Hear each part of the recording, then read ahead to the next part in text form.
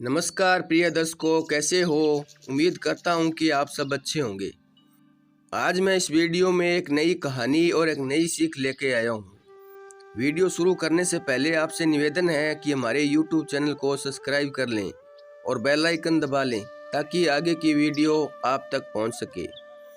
बहुत समय पहले एक राजा था जो खुद के बारे में सोचता था कि वह बहुत ही नेक सोच, दयालु स्वभाव और दरियादिली है। उसे लगता था कि वह स्थितियों को सही समझने, हर बात पर न्याय करने और हर विषय में उचित विचार रखने वाला व्यक्ति है।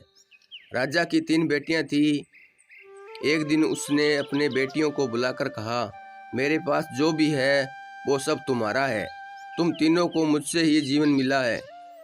मेरी इच्छा अनुसार ही तुम तीनों का भूत, वर्तमान और भविष्य बना हुआ है, जो आगे भी ऐसे ही बना रहेगा। मैं ही तुम तीनों का भाग्य बनाता हूँ। राजा की यह बात सुनकर उसकी 2 बेटियों ने शांत मन से राजा की बात में हामी भर दी। लेकिन तीसरी बेटी ने ऐसा नहीं किया। उसने कहा, नहीं, मुझे तो नहीं लगता है कि आपके हाथों में मेरा भाग्य है। राजा यह सुनते ही गुस्से में आ गया। उसने अपनी तीसरी बेटी की कही बातों को एक चुनौती के रूप में स्वीकार किया। उसने खुद को अपनी तीसरी बेटी के सामने ही सही साबित करने की ठान ली और उसे जेल में बंदी बना दिया। इस वजह से राजा की तीसरी बेटी कई सालों तक जेल में ही बंद रही। राजा और उसकी बाकी की बेटियां राजसी जीवन जी रही थी। राजा मन ही मन सोचता कि यह मेरा ही हुक्म है, जो मेरी जिद्दी बेटी जेल में कैद है। लोगों को भी यही लग रहा होगा कि राजा का ही हुक्म है, जो उसकी बेटी का ऐसा भाग्य मिला है। उसकी प्रजा के लोग भी यही सोचते थे। उन्हें लगता था कि राजा की तीसरी बेटी ने जरूर कोई गलत कार्य किया होगा, तभी उसे जेल में कैद करके रखा गया है। वरना कोई भी पिता अपनी बेटी के साथ भला ऐसे क्यों करता ही रहेगा। राजा कभी कभी जेल में कैद अपनी तीसरी बेटी से मिलने के लिए जाता। उसकी बेटी बहुत कमज़ोर हो गई थी, लेकिन अभी भी उसके विचारों में कोई बदलाव नहीं आया। मगर राजा अपनी कमज़ोर होती बेटी की हालात और नहीं देख पा रहा था। एक दिन उसने अपनी तीसरी बेटी से कहा, इस तरह से तुम्हारा जिद करना मुझे बहुत गुस्सा दिलाता है। अगर तुम इसी तरह मेरी आंखों के सामने रही तो गुस्से से मैं न जाने क्या कर बैठूंगा। मैं तुम्हें मौत की सज़ा भी दे सकता हूँ, लेकिन मैं एक अच्छे दिल का हूँ, इसलिए मैंने सोचा है कि तुम अब मेरे राज्य के पास के ही एक जंगल वाली ज़मीन पर जानवरों के साथ रहेगी। राजा ने आगे कहा, उस जंगल में सिर्फ उन्हीं लोगों को रखा जाता है जो मेरे आदेश का पालन नहीं करते।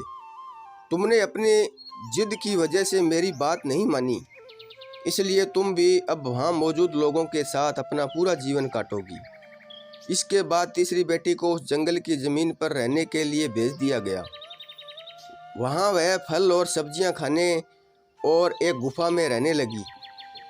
उसके पास पीने के लिए झरने का पानी और ठंड से बचने के लिए सिर्फ सूरज की धूप का ही सहारा था। वहाँ की खुली हवा में रहते हुए और फल फूल खाते खाते वो जल्द ही पूरी तरह से स्वस्थ हो गई। उसने वहाँ पर खेती करना भी शुरू कर दिया। गुफा को उसने घर की तरह सजा लिया और खुशी खुशी वहीं रहती। एक दिन वहाँ पर एक भटकता हुआ राहगीर आ पहुँचा। उसे देखते ही देखते राजा की तीसरी बेटी से प्रेम हो गया और दोनों खुशी खुशी वहीं रहने लगे। उस जंगल में उन दोनों के अलावा और भी कई लोग रहते थे, जिनकी मदद से उन्होंने उस जंगल को एक शहर के रूप में बदल दिया। कुछ ही सालों में राजा की तीसरी बेटी और वो राहगीर उस शहर के राजा रानी बन गए। अब उनके शहर की चर्चा दूर दूर तक होने लगी। जैसे इसकी जानकारी राजा को मिली, वह जंगल में सब कुछ देखने के लिए पहुंच गया। जब उसने वहां की राजगद्दी पर अपनी बेटी को बैठे देखा और साथ में एक खूबसूरत युवक को, तो उसके होश उड़ गए। राजा की बेटी ने अपने महल में अपने पिता का पूरे सम्मान के साथ स्वागत किया। उसने अपने पिता से उसके बुरे बर्ताव में फैसले के लिए कुछ भी नहीं कहा। जैसे ही राजा वहां बैठा तो उसे एक आवाज़ सुनाई देने लगी, जो कह रही थी कि हर इंसान स्वयं ही अपना भाग्य बनाता है। कोई अन्य इंसान किसी और का भाग्य नहीं बना सकता।